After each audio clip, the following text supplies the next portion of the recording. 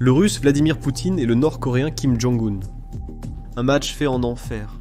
Récemment, les deux dirigeants ont annoncé une alliance similaire à celle que l'ancienne Union soviétique entretenait avec la nation isolationniste sous le règne du grand-père de Kim.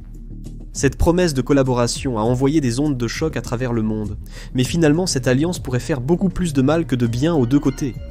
Mais comment en sommes-nous même arrivés là? Le mouvement est en fait plutôt surprenant, étant donné que Poutine a joyeusement signé toutes les sanctions que l'Organisation des Nations Unies a infligées à la Corée du Nord dans le passé. Cela a probablement rendu les choses assez gênantes entre Poutine et Kim, alors qu'ils se promenaient ensemble en ville dans la voiture que Poutine a offerte au dictateur corpulent. Mais les deux semblent balayer les embarras passés comme deux meilleurs amis se rendant à un brunch de domination mondiale. Mais malgré le fait que la Russie ait précédemment soutenu les sanctions contre la Corée du Nord alors que la dictature travaillait à développer ses armes nucléaires, la Russie essaie de réparer la relation maintenant. Alors, pourquoi ce changement de cœur? Facile, la guerre en Ukraine. Si les forces russes parvenaient à percer les lignes de front ukrainiennes, elles devraient faire un choix. Continuer leur invasion et se heurter directement aux forces françaises, soutenues par l'Union européenne et l'organisation du traité de l'Atlantique Nord, provoquant non seulement l'entrée de la France dans la guerre, mais aussi la possibilité de l'intervention de puissants alliés de la France, ou stopper leur offensive sur place. C'est ici qu'il y a quelques parallèles avec la Corée du Nord. Les États-Unis ont déjà des forces, stationnées dans la péninsule coréenne. Les soldats américains sont présents en Corée depuis la fin de la guerre, avec actuellement environ 30 000 hommes déployés dans les forces terrestres, aériennes et maritimes. Cependant, comme avec la Russie contre l'Ukraine, la force est dramatiquement surpassée par le million de soldats que Kim a à sa disposition. Les forces américaines sont à nouveau une force de déclenchement destinée à dissuader un conflit avec la promesse que si ces forces des Choi sont engagées, cela provoquera l'entrée en guerre de toute la force américaine. On pourrait aussi le dire si les forces françaises réagissaient à la progression russe en Ukraine. Si les États-Unis entraient en guerre contre la Corée du Nord, leur allié de l'organisation du traité de l'Atlantique Nord et les alliés mondiaux les accompagneraient. La France n'a finalement pas envoyé de troupes en Ukraine, et bien que l'aide américaine soit arrivée beaucoup trop tard, dès que les armes, les munitions et l'équipement sont tombés entre les mains des Ukrainiens, les résultats ont été immédiats. Avec plus de 3 millions d'obus livrés, l'artillerie ukrainienne a de nouveau pu engager les troupes russes avec une extrême préjudice, arrêtant le saignement littéral et proverbial des lignes de front de l'Ukraine qu'ils subissent depuis des mois. Les forces russes ont été largement stoppées dans leur progression, avec seulement de minimes avancées dans des zones sans réelle pertinence stratégique.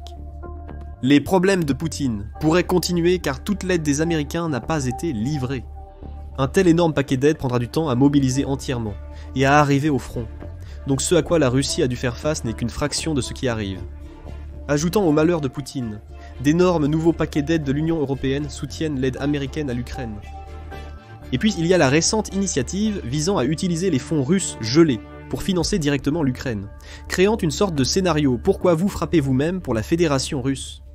Tandis que la Russie importe de l'équipement militaire de Chine et de Corée du Nord, l'Ukraine reçoit du matériel de pointe des États-Unis et d'autres alliés.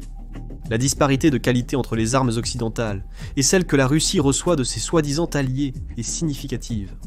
Pour commencer, les obus occidentaux n'explosent pas dans les canons d'artillerie, détruisant les armes et tuant ou blessant quiconque à proximité, comme cela a été maintes fois documenté avec les obus nord-coréens. Un autre revers stupéfiant pour la Russie est survenu cet été, lorsque le président Biden et d'autres dirigeants occidentaux ont autorisé l'Ukraine à utiliser des armes occidentales à l'intérieur de la Russie, et pas seulement en Ukraine. C'était une ligne que l'Occident insistait pour que l'Ukraine ne franchisse pas depuis le début de la guerre, une décision qui a été critiquée comme stupide et autodestructrice. La Russie a longtemps déplacé des troupes et du matériel en toute impunité le long de sa frontière avec l'Ukraine, sachant que l'Ukraine ne pouvait pas frapper ses forces à l'intérieur de ses propres frontières. Elle a mis en place d'énormes zones de rassemblement et des dépôts de ravitaillement juste à la frontière, protégés par rien d'autre que la peur continue de l'Occident d'une escalade russe, jusqu'à récemment, c'est-à-dire la guerre Russie-Ukraine n'est pas la première fois que les États-Unis ont pris position pour ne pas cibler les bases à l'intérieur du pays de l'agresseur.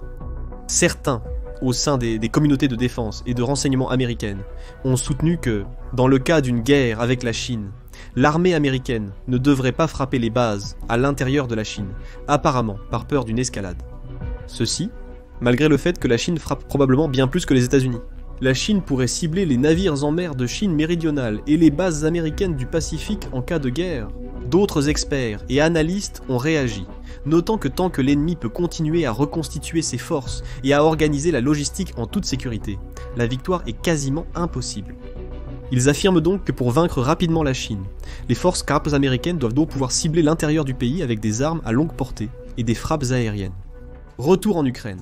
Alors que la Russie tente désespérément d'éviter une autre mobilisation majeure aux résultats politiques et militaires désastreux, elle a même augmenté les packages de rémunération déjà généreux offerts aux volontaires.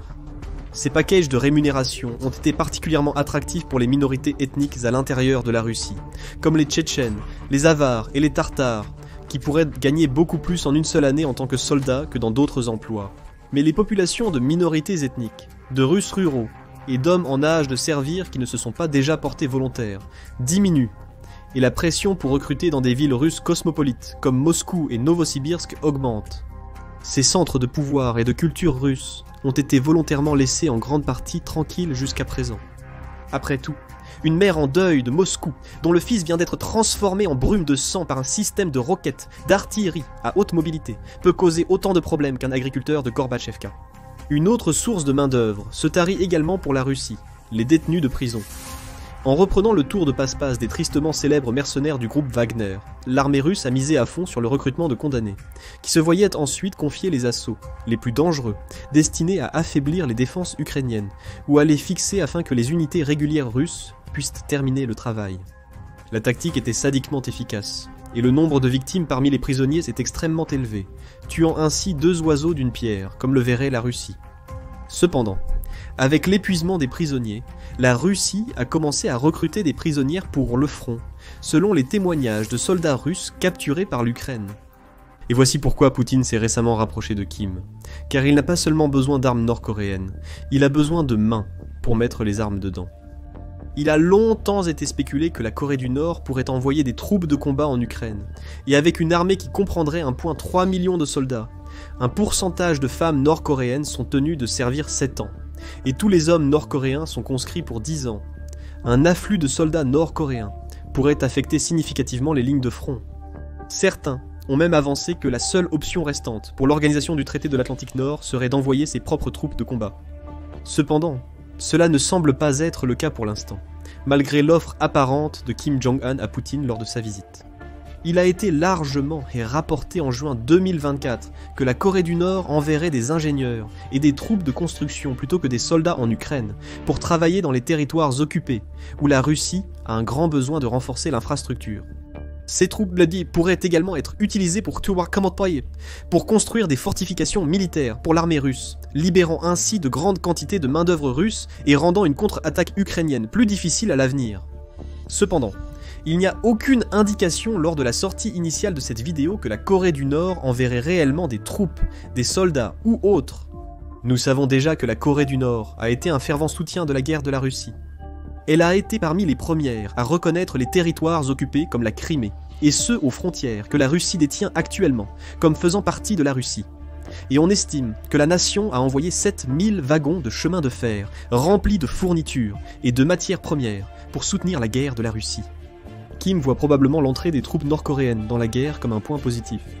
Ce serait une occasion pour les dirigeants militaires nord-coréens de goûter à la guerre pour la première fois en plus d'un demi-siècle, depuis la fin de la guerre de Corée, et même la simple tâche de régler la logistique dans un contexte de guerre pourrait être instructive. Cependant, ce que Kim essaie d'obtenir en retour de la Russie a encore plus de valeur pour lui. Ce que la Russie offre à la Corée du Nord en échange de son aide, autre que de l'argent, est inconnu, et cela est troublant pour ceux qui sont de l'autre côté de ce combat. On pense que la Corée du Nord cherche à mettre la main sur du matériel russe moderne, un mouvement qui a alarmé à la fois les États-Unis et la Corée du Sud. Poutine a longtemps menacé d'armer la Corée du Nord. Avec le soutien croissant, Kim s'attendra sûrement à une contrepartie conséquente. La Russie enverra probablement à l'Iran du matériel de défense aérienne moderne, voire des avions de combat et d'attaque. 2 besoins cruciaux pour ce pays qui utilise encore des équipements datant de la première moitié de la guerre froide. Bien que l'équipement russe en Ukraine n'ait pas été aussi spectaculaire qu'on le prétendait avant la guerre, il a tout de même été à la hauteur de la tâche. Sa présence sur la péninsule coréenne compliquerait les opérations aériennes alliées en cas de guerre dans la région. L'accès à des avions modernes représenterait également un défi plus direct pour les troupes américaines stationnées en Corée du Sud et les forces sud-coréennes lors des premières étapes de la guerre. Il est presque certain que la Russie a déjà fourni une assistance technique au programme spatial de la Corée du Nord, permettant à la nation de lancer son premier satellite espion en novembre 2023. Après des années d'échecs, le succès soudain est jugé suspect par beaucoup, mais la vraie question est de savoir si la Russie a transféré ou transférera la technologie des fusées. Bien que la technologie des fusées russes puisse être utilisée pour mettre en orbite des charges utiles plus lourdes et plus capables, elle peut aussi servir à augmenter la portée, la précision et les capacités de l'arsenal nucléaire nord-coréen. Et voici le défaut majeur au centre de l'alliance russo-nord-coréenne. Personne, pas même la Chine, ne veut voir les mauvais garçons les moins appréciés du monde se réunir. L'alliance entre les deux États voyous ne menace personne plus que la Corée du Sud. Et la Corée du Sud s'est avérée être une terrible nation à menacer. En termes de puissance économique, la Russie est classée 11e. En termes de produit intérieur brut mondial, la Corée du Sud est 14e. Et les chiffres rapportés pour la Russie pourraient ne pas refléter avec précision son économie après 2 années de guerre et de finances étrangères gelées, ce qui pourrait rapprocher encore plus les deux pays en termes de puissance financière. Jusqu'à présent, l'aide de la Corée du Sud à l'Ukraine a été non létale, car une politique nationale lui interdit de fournir des armes aux pays en guerre. Pourtant, après la visite de Poutine en Corée du Nord, le président sud-coréen Yoon Suk-yeol a annoncé que la nation reconsidérerait sa position sur l'aide létale. La Corée du Sud pourrait fournir des quantités significatives d'aide létale à l'Ukraine, compte tenu de son industrie de défense saine et en croissance qui produit des chars, de l'artillerie et des véhicules de combat d'infanterie supérieure. La nation a déjà indirectement fourni des armes à l'Ukraine sous forme d'obus d'artillerie qui ont été donnés aux États-Unis, libérant ainsi des stocks américains pour être expédiés en Ukraine. Si la Corée du Nord s'implique davantage dans la guerre en Ukraine, cela pourrait entraîner une réaction de la Corée du Sud. Cela pourrait mener à un conflit par procuration entre la Russie et la Chine, et l'Ukraine et la Corée du Sud, se déroulant dans l'arrière-cour de l'Europe. Un afflux d'armes et d'équipements sud-coréens aurait un effet considérable sur le champ de bataille, sans parler de l'aggravation des relations déjà tendues entre Séoul et Moscou. La Russie subit également de lourdes répercussions internationales pour son appui à la Corée du Nord. S'il peut être prouvé qu'elle a effectivement aidé le programme spatial nord-coréen, fourni une quelconque aide technique pour les armes nucléaires nord-coréennes, ou si à l'avenir elle envoie des systèmes d'armes à la Corée du Nord, ce serait une violation flagrante des sanctions soutenues par l'Organisation des Nations Unies contre eux. La position géopolitique de la Russie pourrait s'isoler davantage. Les sanctions qui auraient pu être levées à la fin de la guerre avec l'Ukraine pourraient au contraire être appliquées à long terme, en tant que punition à l'encontre de la Fédération de Russie. Même sa position en tant que membre permanent du Conseil de sécurité de l'Organisation des Nations Unies serait menacée, bien qu'il soit peu probable que l'Organisation des Nations Unies donne réellement à la Russie le coup de pied bien mérité. Il y a ensuite la variable qu'est la Chine. La Corée du Nord a été un proxy utile pour la Chine pour déstabiliser l'Occident, et plus spécifiquement l'Amérique, la Corée du Sud et le Japon. Depuis des décennies, la Corée du Nord a longtemps été le chien en laisse de la Chine, destiné à être lâché et à compliquer une réponse aux actions chinoises, comme une invasion de Taïwan. Mais les liens croissants de la Russie avec la Corée du Nord menacent de déplacer la nation assiégée hors de l'influence de la Chine, ce que la Corée du Nord souhaite ardemment, compte tenu de son ressentiment envers le contrôle de la Chine. Le renforcement des liens énergétiques et commerciaux permettrait à la Corée du Nord de s'affranchir de la tutelle chinoise et d'acquérir une certaine indépendance. Le fait que la Russie a déjà prouvé sa volonté de fournir le type d'assistance que la Chine a refusé rend la perspective encore plus séduisante pour la Corée du Nord. Mais la Chine est avant tout une maniaque du contrôle, et elle ne laisserait pas une carte sauvage comme la Corée du Nord s'échapper si facilement. La Chine a ses intérêts dans la région, dont beaucoup sont au nord, en territoire russe. Les cartographes chinois ont commencé à émettre de nouvelles cartes, avec des noms chinois pour le territoire que la Russie a pris à la Chine dans une série de traités inégaux, il y a plus d'un siècle. Ces régions annexées sont riches en ressources, des ressources dont la Chine a désespérément besoin pour réduire sa dépendance au commerce maritime, une chose que la marine américaine est en position de couper en cas de guerre. L'alliance Russie-Corée du Nord peut apporter un bénéfice temporaire aux deux nations, mais il est peu probable qu'elle leur apporte une valeur durable à long terme. Au lieu de cela n'isole chaque pays que davantage, et cela nuira irrévocablement à la capacité de la Russie à rejoindre la scène mondiale bien après la fin de la guerre en Ukraine. Pour en savoir plus sur ce que serait votre vie en Corée du Nord, regardez la vie quotidienne d'un Nord-Coréen, ou consultez nos autres vidéos sur l'armée et la politique mondiale.